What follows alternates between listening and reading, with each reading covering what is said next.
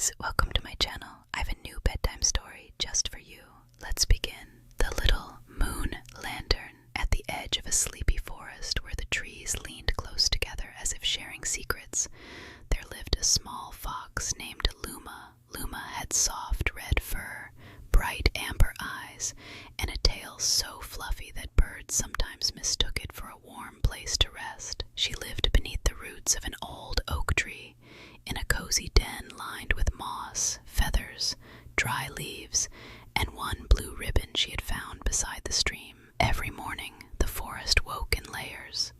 First came the hush before sunrise, when everything was still blue and silver. Then came the birds, one by one, practicing their songs as if they had forgotten them in the night. Then the rabbits began to hop through the clover. The squirrels scampered along branches. The bees stretched their tiny wings inside the flowers, and finally the sun would rise over the hill, warming the treetops with gold. But Luma's favorite time was not morning. It was night.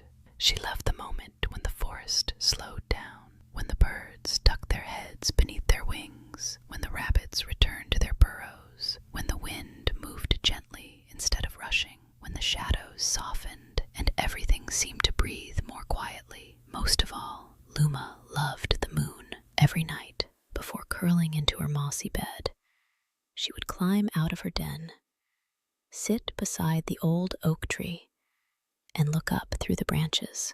"Good night, old lantern," she would whisper. The moon never answered with words, of course, but it answered in other ways. It painted silver lines on the stream. It turned spiderwebs into lace. It made the mushrooms glow softly after rain. It rested on the backs of sleeping deer and on the wings of quiet moths. To Luma, the moon was not just a light in the sky. It was a friend. One evening, after a long, warm day, Luma wandered farther than usual. She crossed the fern path, past the blackberry bushes, and followed the little stream until she reached a meadow she had never seen before. The meadow was wide and quiet, filled with tall grass that swayed like waves on a green sea. In the middle of it stood a stone. It was not a large stone, but it was smooth and pale, and in the moonlight it looked almost as if it had fallen from the sky.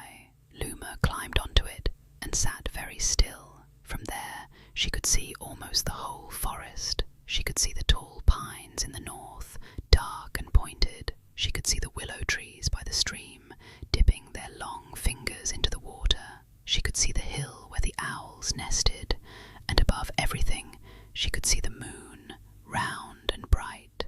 "This is the best place in the whole forest," Luma whispered. Just then, a small voice said, "It is, isn't it?" Luma jumped. Out from the tall grass came a mouse wearing a little cap made from an acorn top. "I didn't mean to frighten you," said the mouse. "You didn't," said Luma, although her tail was still twice its usual size. "Well, maybe a little." The mouse smiled. "My name is Miri," she said. "I come here when I can't sleep." "I'm Luma," said the fox. "I come here because I like the moon." Miri looked up. "The moon is nice," she agreed. "It makes the dark less dark." Luma liked that sentence very much. The two of them sat together for a while, not talking. Sometimes that is the best kind of company, someone beside you who does not need to fill the quiet. At last, Miri yawned. "I should go home," she said. "My family will wonder where I am." "Good night, Miri," said Luma. "Good night, Luma." And the little mouse disappeared into the grass. From that night on, Luma often visited the meadow stone. Sometimes Miri was there. Sometimes she was not. Sometimes an owl flew overhead without making a sound. Sometimes the wind bent the grass in ripples. Sometimes nothing happened at all, and that was wonderful too. But one night, everything changed. The day had been strange from the beginning. The birds did not sing as brightly. The air felt heavy. The ants carried crumbs into their tunnels in a hurry. The squirrels filled their nests with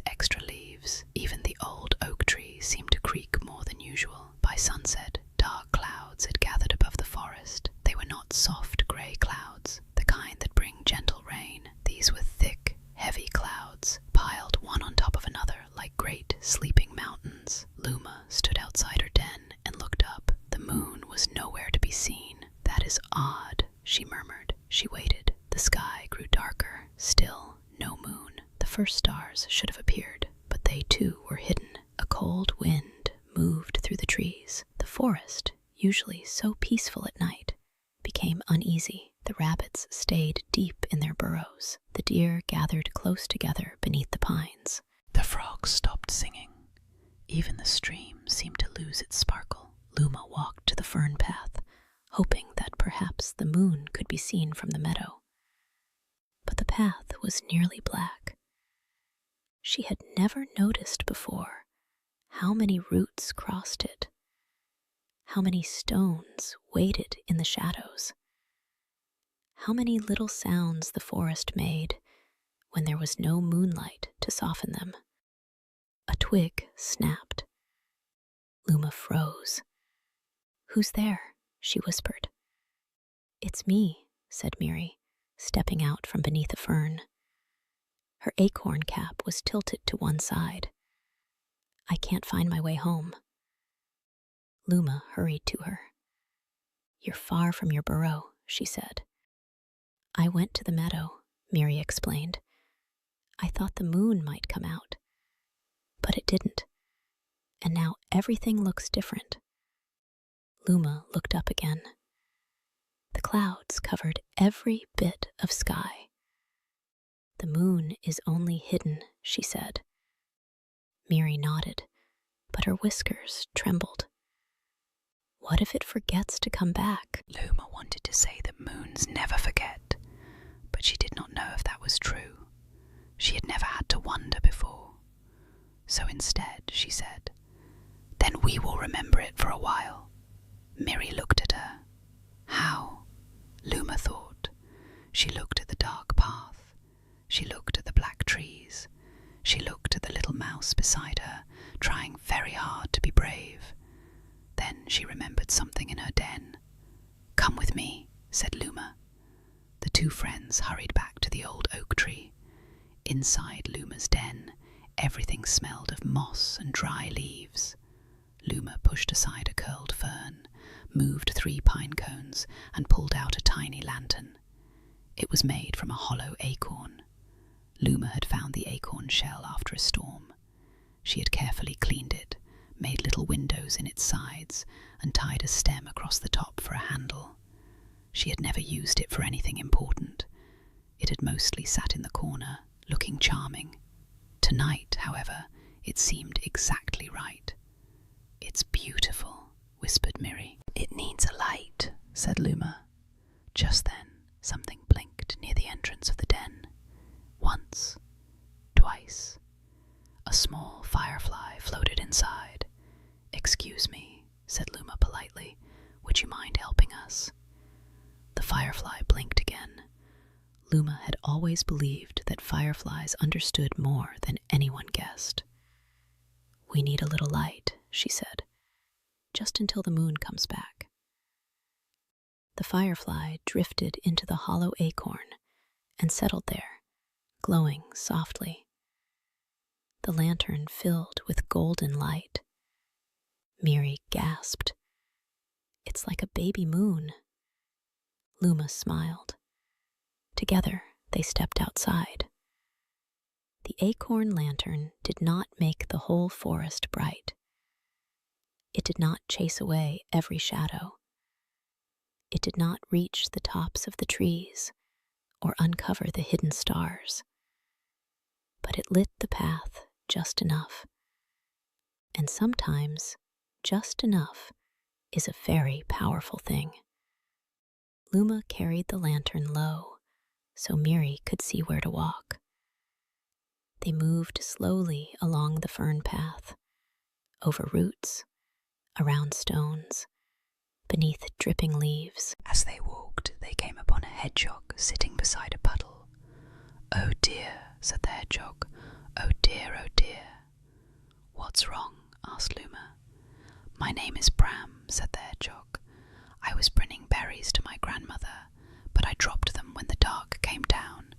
Now I can't find them." Luma lowered the lantern. In its glow, they saw blueberries scattered among the leaves. "There they are," said Miri.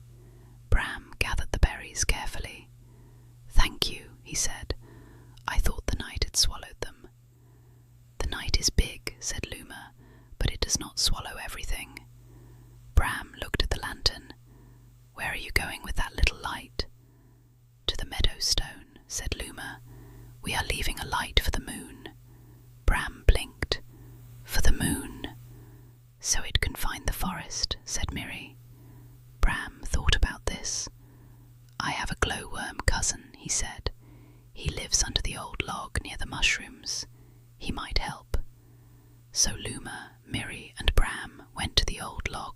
mushrooms.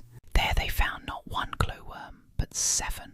They were having a quiet meeting about damp bark.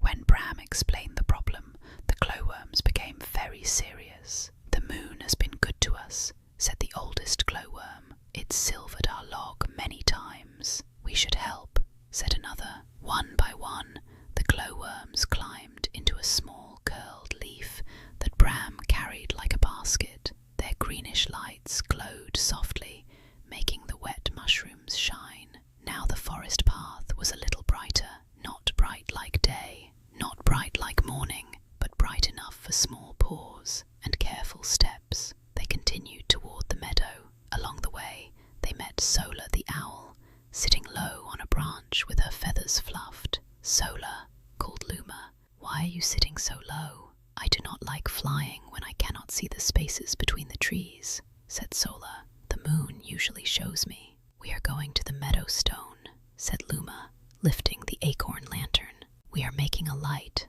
until the moon returns." Sola turned her great round eyes toward the lantern. "A small light," she said. "Yes," said Luma.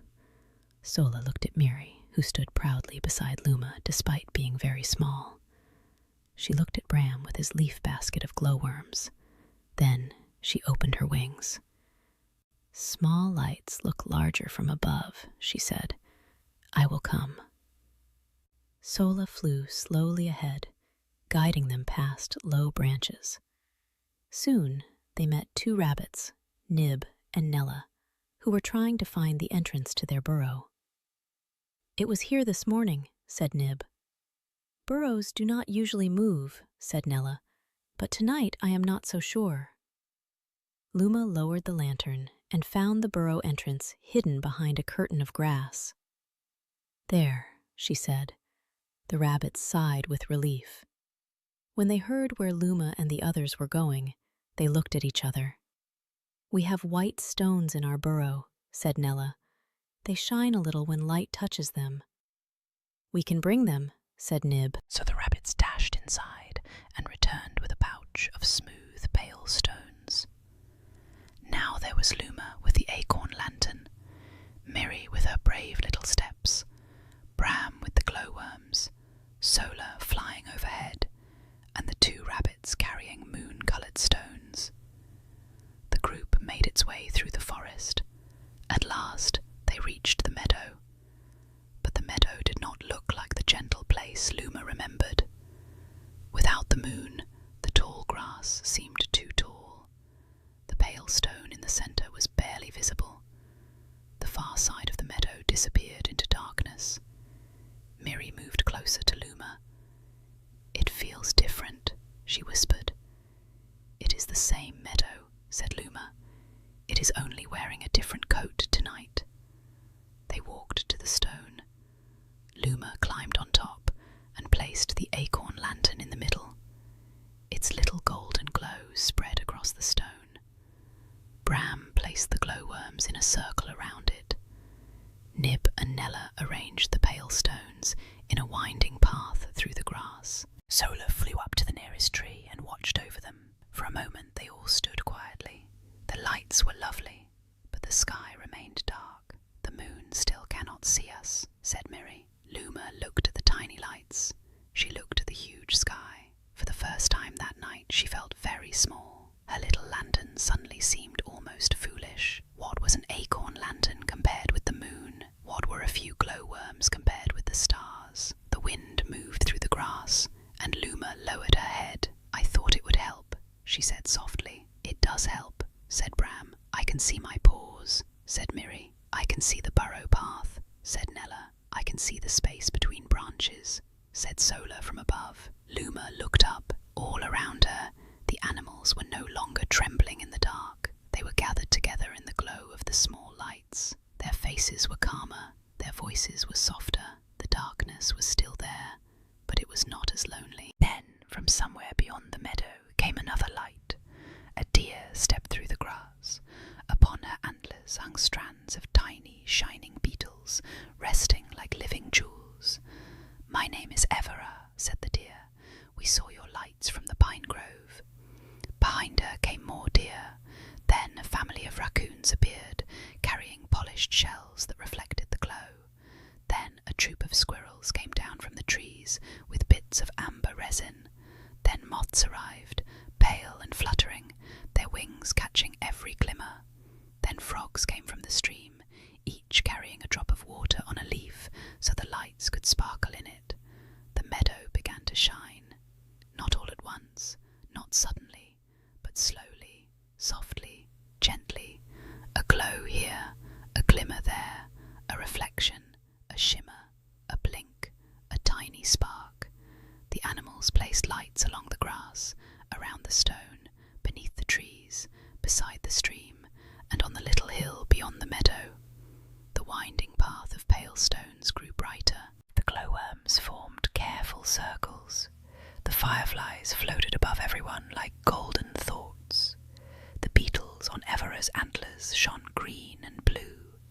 The water drops held pieces of light and made them tremble beautifully.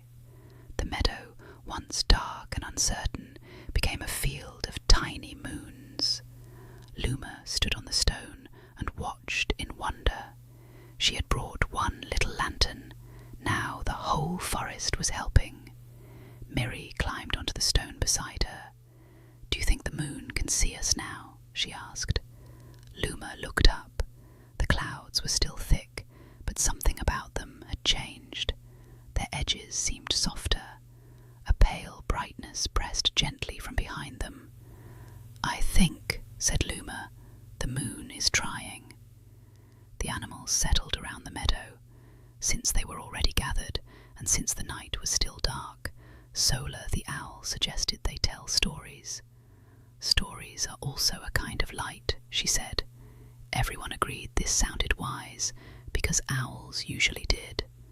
Bram told the first story. He told of the time he mistook a chestnut for another hedgehog and apologized to it for 3 whole minutes before realizing his mistake. The rabbits laughed so hard they rolled into each other. Then Nella told a story about a carrot that had grown in the exact shape of a sleeping duck. The raccoons told a story about washing a shiny pebble for half a day because they thought it might turn into treasure. The frogs sang a little song about rain. It had only 3 words: plip, plop, dream. But they sang it in such a serious way that everyone listened quietly. Finally, Miri told a story. Her voice was small at first, but it grew steadier. She told of a young mouse who was afraid of shadows. This mouse used to think every shadow was a monster, until one night she discovered that some shadows were only flowers, some were only stones, and one was only her own tail, looking much larger than usual. "And what did the mouse learn?" asked Solar. Miri smiled. "That fear can stretch things," she said, "but light can shrink them back." Everyone became quiet after that. Luma looked at her little friend with admiration. Miri had been frightened earlier, but now she had given the whole forest a sentence to remember. Fear can stretch things. Light can shrink them back.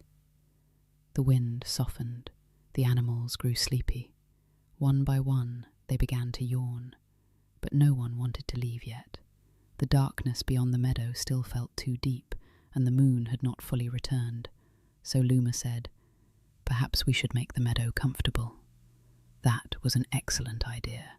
The squirrels gathered dry leaves. The rabbits brought soft grass. The deer stood around the smaller animals to block the wind. The raccoons found a flat piece of bark and used it as a table for berries. The frogs added smooth stones from the stream. Soon the meadow became not only bright, but cosy. The animals nestled together in little groups. Bram curled into a prickly ball beside the glowworms, who did not mind because they were used to unusual neighbours. Miri sat against Luma's warm side. Solar tucked one foot beneath her feathers. The rabbits leaned ear to ear. Even the trees around the meadow seemed to bend closer. Luma felt sleepiness tugging at her, but she kept her eyes on the sky. She wanted to be awake when After a long while, Ivara the deer stepped beside her. "You are tired," said Ivara. "A little," admitted Luma. "You do not have to hold up the whole night by yourself." Luma looked at the acorn lantern. "I only wanted everyone to feel safe." Ivara lowered her head kindly. "And they do," she said, "but not because you made the darkness disappear, because you helped them remember they were not alone in it." Luma thought about this. It seemed important. Maybe bravery was not always a loud thing. Maybe it was not roaring or racing or pretending not to be afraid. Maybe sometimes bravery was simply carrying a small lantern down a dark path and saying, "Come with me." The clouds shifted. A thin silver line appeared in the sky. All the animals looked up. The line widened. The clouds slowly parted, like curtains being drawn aside by invisible hands, and there, behind them, was the moon, round, gentle, bright, the whole meadow filled with silver. The stream flashed awake, the grass shone, the pale stones glowed, the animals' eyes reflected the moonlight. Every leaf, every feather, every whisker seemed touched by calm. No one spoke for a moment. Then Miri whispered, "It came back." Luma smiled. "It was always there," said Sola from her branch, "only hidden." The moon rose higher. Its light joined the fireflies, the glowworms, the beetles, the water drops, and the little acorn lantern. The meadow was brighter than Luma had ever seen it, but now the brightness was not only from the sky, it was from everyone. The animals began to make their way home. Sola guided the rabbits to their burrow. Ivara led the deer back to the pines. The raccoons carried their shells to the stream. The frogs hopped away, singing softly, "Blip, plop, dream." Bram took a few berries to his grandmother, though he had eaten several by accident while waiting. Miri stayed with Luma until the meadow was nearly empty. "Will you come here tomorrow night?" asked Miri. "Yes," said Luma, "even if the moon is bright." "Especially then," Miri smiled, "and if it is dark again." Luma lifted the acorn lantern. "Then we know what to do." Together they walked back through the forest. This time the path was silver and clear. The roots no longer looked like claws. The stones no longer seemed strange. The trees were once again trees, old and kind and full of sleepy birds. When they reached Miri's burrow, the little mouse paused. "Thank you for finding me," she said. "Thank you for walking with me," said Luma. Miri disappeared inside. Luma continued to her den beneath the old oak. The firefly flew out of the acorn lantern and blinked once, as if saying good night. "Thank you," Luma whispered. The firefly rose into the branches and joined the others. Luma placed the acorn lantern beside her bed. It no longer glowed, but it seemed precious now. It had carried a small light through a large darkness. That was no small thing. She curled into her mossy nest. The old oak creaked softly above her. The wind moved gently through the leaves. Far away, the stream murmured over stones. Luma looked out through the round entrance of her den. She could see the moon between the branches. "Good night, old lantern," she whispered. The moon shone down on the forest. It shone on Miri, sleeping safely in her burrow. It shone on Bram's grandmother, eating blueberries. It shone on the rabbits curled together. It shone on Sola's feathers. It shone on Ivara's antlers. It shone on the meadow stone, where a few glowworms still lingered, proud of their work. And it shone on Luma, whose eyes were growing heavier and heavier. Just before she fell asleep, she thought she heard the moon whisper back, "Good night, little little lantern. The next morning, the forest woke in layers again. First came the blue hush, then came the birds, then the rabbits, then the bees, then the sunlight. Luma woke slowly. For a moment, she wondered if the night before had been a dream. But beside her bed sat the acorn lantern, and tucked beneath it was one tiny pale stone from the meadow. She smiled. After breakfast, which was mostly berries and one mushroom she decided not to eat after all, Luma went to visit Miri. Miri was already outside her burrow, drawing circles in the dust with a twig. "I was thinking," said Miri. "That sounds serious," said Luma. "It is," said Miri. "What if another dark night comes and someone else gets lost?" Luma sat beside her. "That could happen." "What if we made a path," said Miri, "a moon path from the forest to the meadow stone?" Luma's ears perked up. "With the pale stones?" "Yes, and maybe shells, and maybe pieces of bark, things that can catch moonlight." So that day, Luma and Miri began collecting things. They found smooth white stones by the stream. They found pale shells left behind by old snails. They found pieces of silver bark from birch trees. They found a feather that looked ordinary in daylight, but shimmered when turned just so. Bram helped by rolling small stones into piles, although he sometimes forgot which pile was which. Nib and Nella helped arrange the path, though Nib kept suggesting it should lead past the carrot patch. Solo watched from a branch and gave advice like, "A little to the left," and "No, your other left." By sunset, a delicate path wound from the old oak tree, through the ferns, past the mushroom log, around the bend in the stream, and into the meadow. It was not a road. It was not wide. It was simply a trail of small, bright things waiting for moonlight. That night, when the moon rose, the path began to glow. Softly, quietly, one stone after another, one shell after another, one silver piece of bark after another. The animals gathered to see it. "It looks like the moon spilled a ribbon," said Nella. "It looks like a promise," said Ivara. Luma stood at the beginning of the path with Miri beside her. "What shall we call it?" asked Bram. "The moon path," said Miri. "The remembering path," said Sola. "The don't get lost path," said Nib. Everyone considered this. Then Luma said, "Maybe it can have all those names." So it did. From then on, whenever the night was clear, the path glimmered.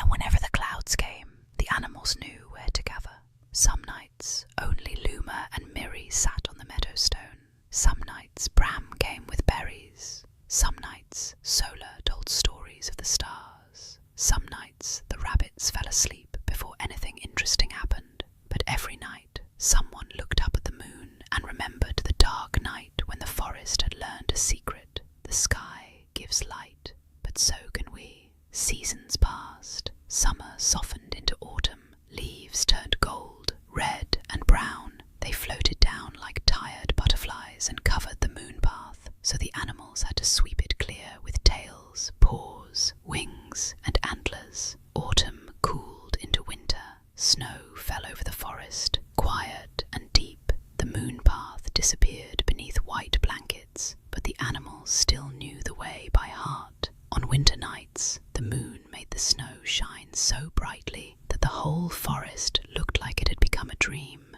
Winter melted into spring. New flowers grew beside the path. Fireflies returned.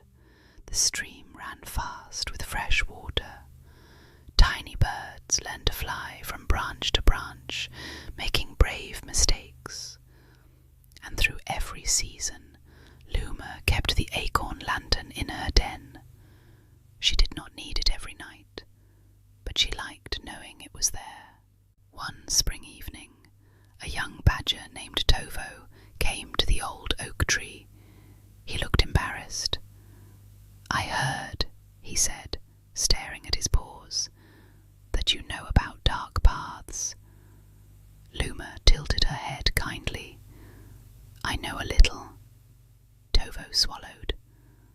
"I want to visit my aunt beyond the meadow, but I don't like going out after sunset. Everyone says badgers should be brave, but at night the trees look too tall, and the spaces between them look too deep." Luma did not laugh. She did not say, "There is nothing to be afraid of," because she knew that when someone is afraid, saying, "There is nothing," can make them feel even more alone. Instead, she brought out the acorn lantern. "I was afraid once too," she said. "You?" asked Tovo. "Yes." "But you're Luma," he said, as if that explained something. Luma smiled. "Even Luma was afraid." She placed the acorn lantern between them. "Bravery does not mean the path stops being dark. It means you do not have to walk it without light." Tovo looked at the lantern. "Can I borrow it?" "Of course," said Luma, "but only if you bring it back. It is a very important acorn." Tovo nodded solemnly. That night, with a firefly glowing inside the lantern, Tovo walked the moon path. Luma walked with him part of the way, then watched as he continued towards his aunt's home. He moved slowly. He looked back twice, but he kept going. The next morning, he returned the lantern with a little bunch of spring flowers tied to its handle. "For saying I could be afraid and still go," he said. Luma placed the flowers beside her bed. After that, the acorn lantern became known throughout the forest. A sparrow borrowed it when she had to find her fallen feather collection. A young rabbit borrowed it when he wanted to prove he could sleep one night in the meadow, though he came home after 7 minutes, and everyone praised him anyway. A mole borrowed it, even though he mostly lived underground, and admitted he liked the idea of carrying moonlight more than he needed it. Each time the lantern returned, it came with something small: a feather, a stone, a berry, a story. Luma kept them all in a little corner of her den, not because she wanted treasures, but because each one reminded her that small lights travel farther than anyone expects. One night, many months after the first dark evening, Luma climbed again onto the meadow stone. Miri was beside her, older now, but still wearing her acorn cap. The moon was full. The forest was quiet. The moon path glowed. "Do you ever miss the night when we were scared?" asked Miri. Luma thought about it. "I do not miss being scared," she said, "but I am grateful for what we found there." "What did we find?" Luma looked around. She saw Bram sleeping beside a berry basket. She saw the rabbits curled in the grass. She saw Sola watching the sky. She saw Ivara standing at the edge of the meadow, silver light on her antlers. She saw fireflies blinking above the flowers. She saw the path they had made together.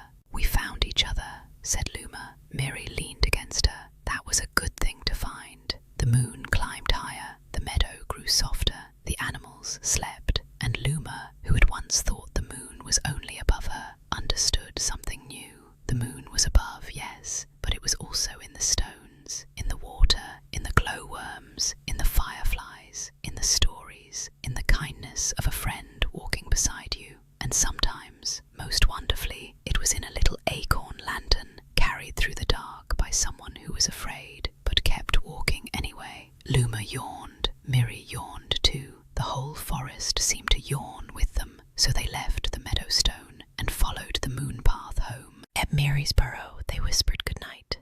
At the old oak tree, Luma slipped into her den. she placed the acorn lantern beside her. Outside, the moonlight rested on the roots of the oak.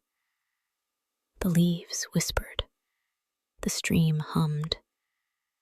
The night wrapped the forest in a blanket of blue and silver. Luma curled her tail over her nose. Her eyes closed. And just before sleep carried her away, she whispered, as she always did, "Good night, old lantern." And from above, and from the stones, and from the stream, and from every tiny kindness glowing quietly in the world, the night seemed to whisper back, "Good night, little one. Sleep safely. The light knows the way home." So guys, this is the end of the story. Good night to all. I hope you enjoyed my video.